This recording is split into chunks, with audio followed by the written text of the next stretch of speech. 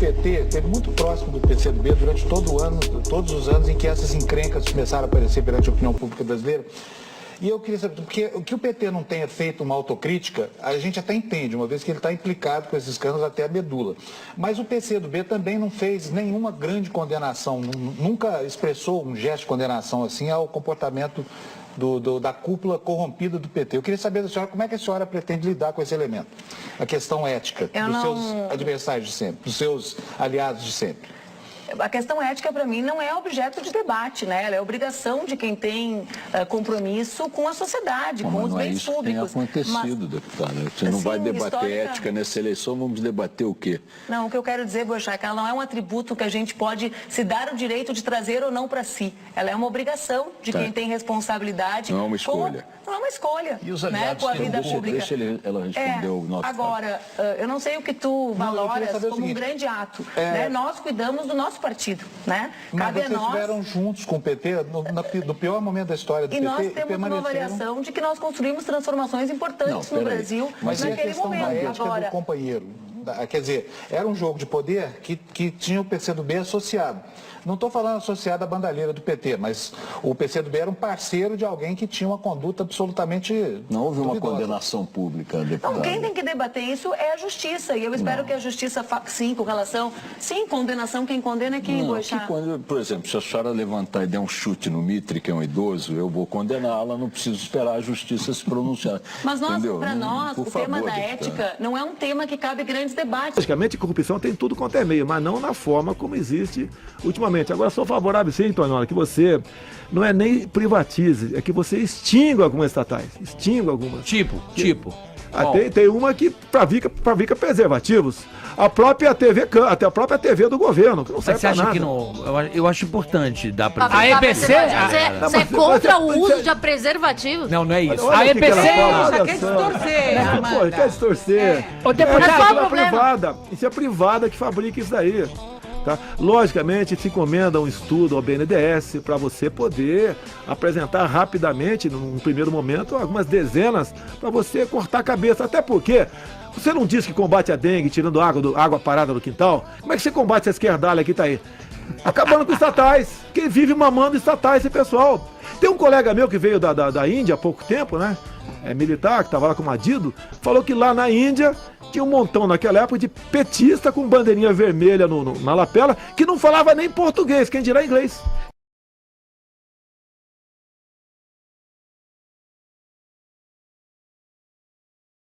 Mas aí você vai entrar na país briga. Livre. Não, o país tem que ser Lógico, livre. você tem lá o que nós temos que estabelecer, e o que...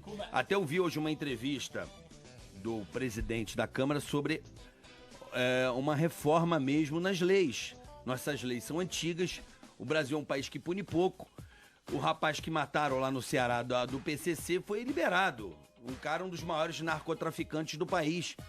Tava solto o GG do Mangue e o seu comparsa. É porque o Brasil não usa as suas forças policiais para investigar o que tem que investigar, que é homicídio, crime sexual e arma. As nossas polícias são voltadas pro tráfico de varejo. A polícia prende, Manuela. Não queira queimar a polícia. Eu não tô queimando a polícia. Não queima a polícia. A polícia é boa. Se precisar dela, você vai chamar.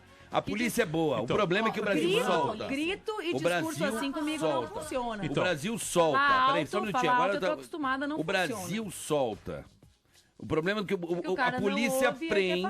Não, o que a gente tá falando... Não, a polícia prende. Eu sei, Carol, mas peraí. A polícia prende. Não, mas não é questão de prender. Mas soltam. É que pra dar opinião tem que ouvir. É uma boca, dois ouvidos. O Brasil tem que deixar atrás das grades as pessoas que nós precisamos nos proteger, que são os homicidas e aqueles que cometem crimes sexuais. O que fazem os nossos policiais militares? Eles Ladrão, tem um monte de coisa. Colarinho branco, corrupto, tem um monte de gente aí. Não coloca só 3 pessoas. Colocar uma gama de crimes. O que tiver na Constituição, que tem sempre o problema do Brasil, que solta-se muito habeas corpus, que é importante, claro, mas eu acho que o Brasil... O GG do Mangue tava solto, cara. É porque, como eu tava o juiz dizendo, soltou ele, saiu pela porta da frente, ele não escapou do presídio. Por que soltam? Vamos falar então. Por que soltam quem comete homicídio? Porque as polícias não têm nem capacidade técnica do ponto de vista de equipamento e nem permissão legal para investigar. O que garante que alguém seja punido é a existência de provas. Então, concordando contigo, por que se solta quem tem que ficar atrás das grades por longos períodos, que são os homicidas, aqueles que cometem crimes sexuais? Não, porque as polícias não podem investigar. Agora, desculpa mudar o assunto, Bolsonaro, falando um pouco sobre essa questão da segurança pública. Acabamos de ter um depoimento aí do nosso ministro de Defesa, dizendo que a nossa segurança pública está falida, certo? O Raul Jungmann disse isso. O que é a minha pergunta? Realmente o nosso sistema está falido. Você não acha que, se você, como pré-candidato, e se por um acaso eleito for, nós precisamos de uma reforma penal, do nosso Código Penal? O que a gente está precisando para mudar? Porque com as leis que nós temos, está aí deflagrado para todo mundo que não acontece nada, né? Agora estou querendo mudar de novo a segunda instância para não ser novamente, né? O que eu quero saber da sua opinião? Nós precisamos de reforma. Como é que se você, como presidente, como você faria essa reforma? Olha só, deixa eu aproveitar o discurso do Trump, por ocasião de um ano de mandato dele. Ele olhou para o pessoal lá, estava lá no parlamento deles lá, e se dirigiu a um policial uniformizado que estava lá dentro. Falou o nome dele e falou o seguinte, né? Estive com ele há pouco tempo na fronteira do México, e perguntei-lhe... Trump, sim. Trump. E perguntei-lhe, como é que vocês conseguiram vencer a entrada de ilícitos e drogas? Daí o policial me respondeu, Trump dizendo, porque nós somos mais fortes do que eles. O que falta para o nosso policial aqui ser mais forte que a bandidagem? Não é apenas armamento, munição e meios, é uma retaguarda jurídica. O policial hoje em dia tem muito mais preocupação com o chamado capa preta, com possível julgamento, do que com o bandido com a .50 atirando em cima dele. Nós precisamos disso. O policial hoje em dia, se ele acerta mais 2 tiros no bandido, dificilmente ele não será processado e punido e condenado por excesso. Nós temos que dar o excludente de licitude, não é apenas para o policial, não, para você também, Carioca. Se alguém entrar na tua casa, você, caso tenha uma arma, atirar, não interessa se você vai botar 1, 2 ou 3 ou 10 tiros em cima dele, tá certo? Flores. Ok, flores.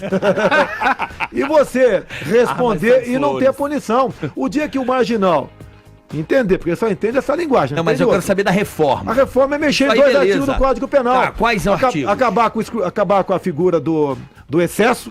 Do excesso e botar no excesso que dá mais 2. Se você acerta mais 2 tiros no bandido, você dificilmente não vai ser condenado por não, mas não é isso. Eu acho que. Não. O que eu tô querendo dizer é o seguinte. Como está acontecendo com o cunhado da Ana Hickman. Nosso sistema prisional tá horrível. Ué, mas peraí. Não tem grana, não tem presídio, tá com excesso. O juiz tá liberando os caras aí, os de menos periculosidade, segundo eles, porque não tem vaga. Mas nós precisamos de uma reforma. Quem falou que não tem vaga, pô? Eles estam dizendo aí. Bota um em cima do outro. Vai botar esse pessoal lá pra continuar estuprando, matando, sequestrando. Pelo amor de Deus. Eu tô preocupado com os direitos humanos da vítima, pô, daquele pai que teve um filho executado, uma filha estuprada. Essa é a minha preocupação. Olha só, a cadeia é um lugar extremamente democrático. O cara tem que fazer muita besteira pra estar lá no Brasil, tem que fazer muita besteira. Mas se a sua lei, a sua reforma, de repente... Lógico, se você puder privatizar, fazer presídios agrícolas, vamos fazer isso daí.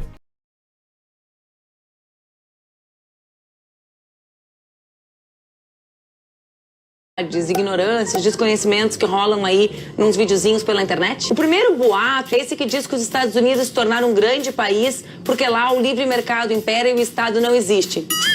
Falso. Senta que lá vem a história. Alexander Hamilton e Thomas Jefferson sobre o papel do Estado. Thomas Jefferson era um livre-cambista. Ele defendia que os produtos manufaturados podiam entrar nos Estados Unidos sem nenhuma barreira. Por quê? Porque ele era um produtor rural, aliás, com muitos escravos, e queria que a produção agrícola dele pudesse ir para o mundo também sem barreira nenhuma. Já o Alexander Hamilton, ou Hamilton, defendia o quê? Que os Estados Unidos precisavam de manufatura e que, portanto, era necessário taxar aquilo que vinha de fora. Porque ele percebia que país sem indústria não era um país com condições de ser forte. Acho que vocês podem imaginar quem venceu o debate. Hamilton. E é por isso que os Estados Unidos se tornaram uma grande potência industrial. Vamos falar sobre a Coreia do Sul. Semana passada, teve aqui no Brasil um professor da Universidade de Cambridge, Ah Young-chang, que escreveu um livro que hoje é um best-seller chamado Chutando a Escada. Ele fala justamente como os países países que hoje são os mais desenvolvidos economicamente usaram de forte intervenção estatal para garantir o seu desenvolvimento e que hoje esses mesmos países querem impedir as nações em desenvolvimento de fazerem essas intervenções estatais. E a Apple, vamos falar sobre a Apple? Sabe a Siri? Oi Siri, tudo bem? E a tela de touchscreen? Como elas foram criadas? Por forte investimento do Estado. O que fez Steve Jobs teve a capacidade de perceber esses fortes investimentos estatais no desenvolvimento de tecnologias e utilizar para criar a Apple, o iPhone e tudo isso que a gente conhece. Leia um livro, Estado Empreendedor, da Mariana Mazzucato, fala justamente sobre isso. O mais interessante de tudo é entender que tipo de Estado essas pessoas defendem. Um Estado mínimo para a população, mínimo em políticas sociais, um Estado, por exemplo, que congela investimentos públicos por 20 anos para políticas sociais com a Emenda Constitucional 95, mas defendem o quê? Estado máximo para si. Sabe o Flávio? Fez essas críticas todas, a empresa dele tem um empréstimo de 1.440 bilhões no Banco Nacional de Desenvolvimento Econômico e Social, BNDES. Eu defendo que o Estado seja um Estado que participe no desenvolvimento da economia, que seja nosso parceiro na garantia de justiça social, de construção de políticas públicas, de políticas sociais. Mais do que isso, eu defendo que o Estado tenha instrumentos como o BNDES para ser parceiro da indústria nacional. É por isso que eu sou contra a medida de alteração da taxa de juros de longo prazo, alteração que foi feita por Temer na TJLP. Acredito na necessidade de um Estado que participe na construção desse grande Brasil que possa garantir dignidade para todos. Mas eu não defendo esse Estado forte só para a loja dos outros, viu, Flávio? Eu defendo que esse Estado seja um Estado promotor de desenvolvimento, crescimento econômico e justiça social. Então, um país que se fecha no seu mercado por viés ideológico, a consequência é isso que está aí. E para você reabrir esses mercados, que sejam por melhor acordo possível, você leva no mínimo a 3, 4 anos para você poder respirar nessa área. Enquanto nós não mudarmos essa política em nosso país, enquanto nós nos aproximarmos verdadeiramente da Europa, da América do Norte e da Ásia, e abandonarmos aqui o Mercosul, você pode até fazer negócio. Nós não podemos deixar de continuar importando o gás da Bolívia. Há interesse para eles. Você não pode continuar fazendo muito negócio aqui na América do Sul, mas não dessa forma. Se desprender, né? Você tem que desprender. Você, para fazer um negócio qualquer com qualquer outro país, você tem que pedir bênção ao Mercosul. Geralmente a nossa política vai para o espaço. Então você tem que botar gente com a mente aberta, que vá para um estado mínimo e busque negócio com quem tem tecnologia, quem tem... O futuro de um país é quem está sentado na cadeira presidencial. Um presidente não pode tudo, mas pode muito. O barril do petróleo, há 1 ano e meio, estava $130. Hoje está 45 e continua sendo reajustado. Nós pagamos a título de rolagem da dívida nossa, por dia, mais de R$1 bilhão. Se nós temos 200 milhões de habitantes, arredondando, cada um de nós aqui que está nos ouvindo, deve por dia, para a rolagem da dívida, para o agiota, R$5, R$150 por mês. Com toda certeza, nós aqui pagamos muito mais, porque tem muita gente que, infelizmente, não consegue nada produzir. Até vive de projetos do governo. Então, a conta é muito alta para nós. Nós temos que buscar uma maneira de negociar essa dívida nossa. Não é calote, não é isso, é negociar. Nós não podemos pagar tanto, porque até aqueles que ganham em cima dos juros vão acabar perdendo tudo no futuro. É muito carrapato para pouca vaca. E a comunidade financeira tem que entender. Não vou aqui fazer um discurso de atacar banqueiro. O banqueiro é importante, é essencial para o desenvolvimento de um país. Mas a forma como você trata, como o governo inclusive trata, a taxa Selic é um crime. Você pode ver, a cada 1% da taxa Selic equivale a mais R$20 bilhões de despesa que o Tesouro tem por ano. Se o governo, eu estou sendo simplista aqui, por favor, se o governo de 14,25 passa para 12%, essa taxa equivale à CPMF que ele quer cobrar agora lá.